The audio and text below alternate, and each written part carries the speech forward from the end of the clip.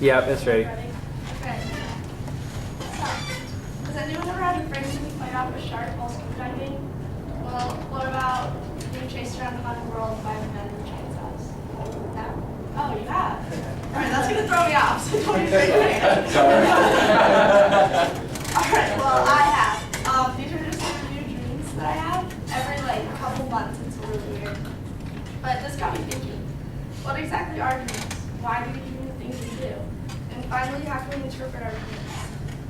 According to sleeps.com, dreams are a succession of images, ideas, emotions, and sensations occurring involuntarily in the mind during certain stages of sleep.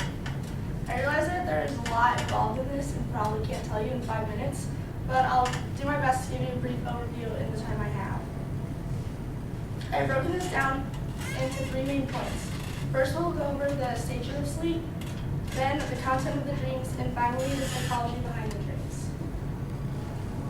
First, you'll need to further understand by traveling through the 5 stages of sleep that our bodies will usually go through every night sleep.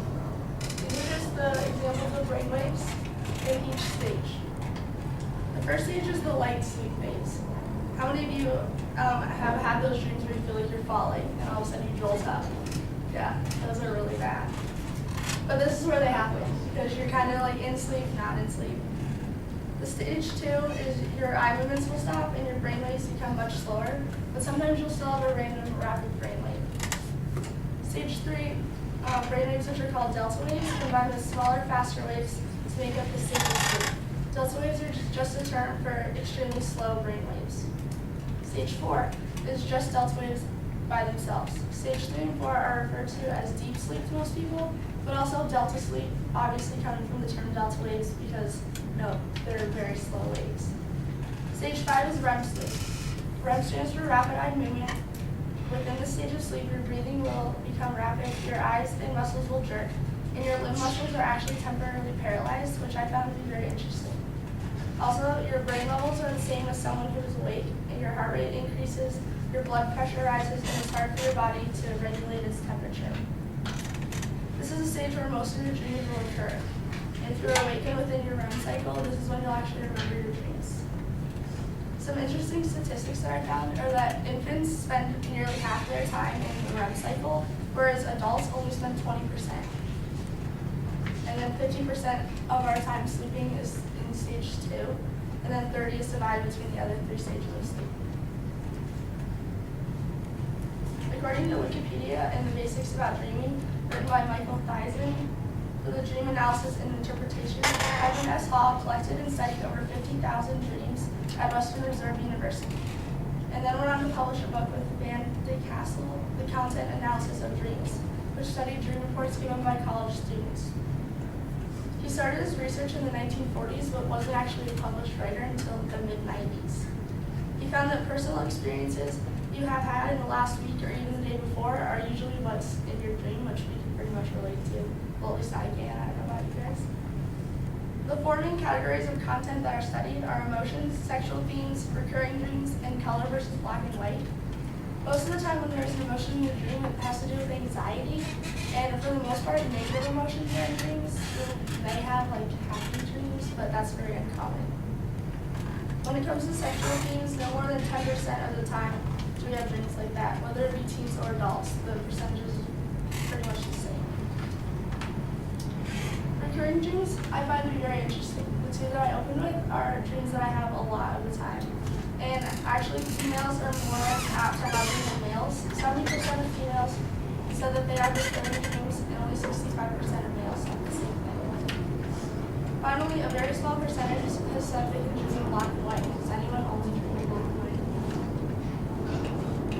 Okay, well, I'll explain why in the next page. There are many different theories of what is behind dreams, according to Manali Oku's Psychology of Dreams. Sigmund Freud, which we're all probably familiar with if you study psychology class in college or high school. Carl Jung and Ferenczi and Hartman all have very different views of what dreams really are and the significance within our lives. Freud says dreams are an expression of his or her unconscious wishes. Jung states that dreams compensate for one-sided feelings. Ferenczi says dreams express what you cannot express outright. And finally, Hartman believes that dreaming gives you a chance to gather your thoughts and help you better understand them. These are just a few of the theories that some of the greatest people in psychology have put together. Something that everyone can agree on is that the elements of your dream are very closely related in the environments at which you live and significant events going on in your life. The reason that most people now only dream in color is because that's really all we're exposed to. Like back in the old days when black and white TV was the only thing you could have, that's why people turned to black and white. Because now color really represents more than just like color to us. Like it represents emotion. Like how many think like red is bad or red is love. Like so that's why you associate that in your dreams. Another interesting fact is that you as a dreamer usually watch the incident from afar and not actually partake in the dream. Like you watch it as a third party. There's a lot of talk about how you can decipher our dreams, but in reality there's not really a way that you can make like one set thing of what dreams really mean, because everyone's different, and what means something to me in our dream can mean something completely different to you. I've given you a brief overview in what I see as the most important areas of sleeping and dreaming, which are the stages of sleep, the content of your dreams, and the psychology that goes behind it. As you can see, there's a lot that goes on while you're sleeping.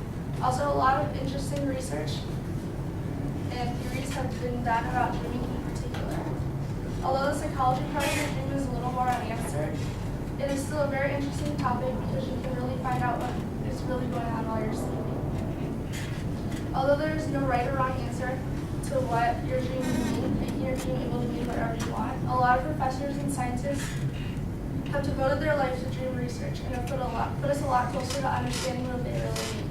I hope you take away a new understanding along with some curiosity about what really happens while you're sleeping and what those random events make of your dreams really